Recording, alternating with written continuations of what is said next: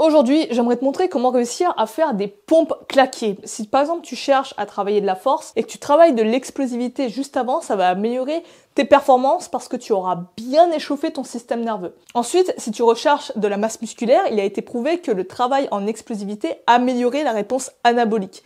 Donc faire des répétitions rapidement améliore le fait que tu puisses construire de la masse musculaire. Donc rien que pour tous ces paramètres-là, le travail en explosif est très intéressant à intégrer dans ses routines d'entraînement au quotidien.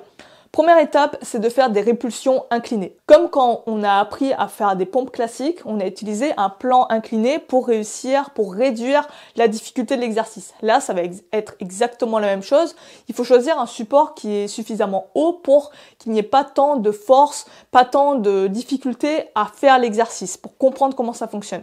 Tu peux utiliser un support qui est au niveau, on va dire, de ton buste, au niveau de tes abdos éventuellement. Ça peut être une table, ça peut être même un mur au début. Tu vas chercher en fait à t'abaisser jusqu'à que tes bras soient pliés à 90 degrés. On va pas chercher à aller au-delà de ça pour exercer le plus de force possible, le plus de puissance possible jusqu'à que nos mains décollent du support. On va pas chercher en fait à aller au-delà de 90 degrés. C'est comme quand tu cherches à sauter le plus haut possible. Quand tu fais un saut pour essayer de sauter le plus haut possible, tu descends pas en deep squat. Tu cherches pas à aller à un squat profond avant de te répulser parce que tu perds de la force, tu perds de la puissance. Au contraire, ce que tu vas faire, c'est t'abaisser au maximum à 90 degrés avant de te propulser. Là, c'est exactement le même principe, mais pour le haut du corps. On peut augmenter la difficulté en diminuant l'angle du plan incliné, chercher un support de plus en plus bas. Deuxième étape, c'est ce qu'on appelle les kneeling push-up, les pompes en étant sur les genoux, mais en explosivité. Là, ce que je te conseille de faire, c'est te mettre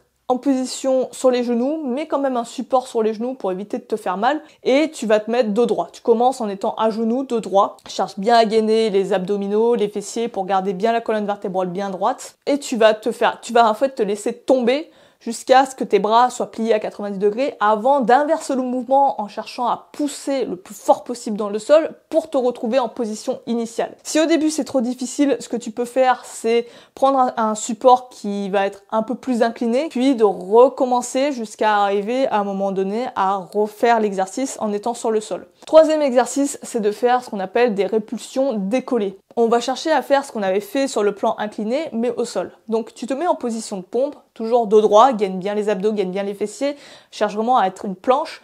Tu t'abaisses jusqu'à que tes bras plient à 90 degrés et tu te répulses jusqu'à que tes mains décollent du sol. Au début, il se peut que tu aies que les paumes de main qui décollent du sol, c'est pas grave. Persévère, continue au fur et à mesure avec cette étape jusqu'à que tes mains décollent complètement du sol. Quand tu réatterris, fais bien attention à bien amortir le choc. Maintenant que tu es à l'aise avec cette étape, on peut rajouter de la difficulté en rajoutant un clap.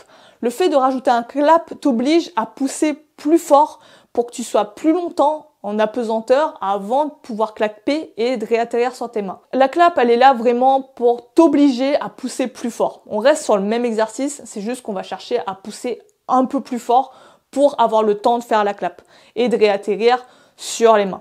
Si tu aimes ce type de vidéo et que tu veux en savoir plus, tu vas avoir des conseils un peu plus approfondis, n'hésite pas à t'inscrire à ma newsletter. Chaque semaine, je t'envoie un mail gratuit où je te fournis plein de conseils, que ce soit sur l'entraînement, que ce soit sur la diète, que ce soit sur le développement personnel, ma philosophie, ma façon de penser. En tout cas, si tu aimes vraiment l'esprit de la chaîne, que t'encourager d'aller t'inscrire à ma newsletter, c'est totalement gratuit. Et sur ce, moi, je vais te laisser là-dessus. Je te dis à la prochaine. Prends soin de toi. À plus.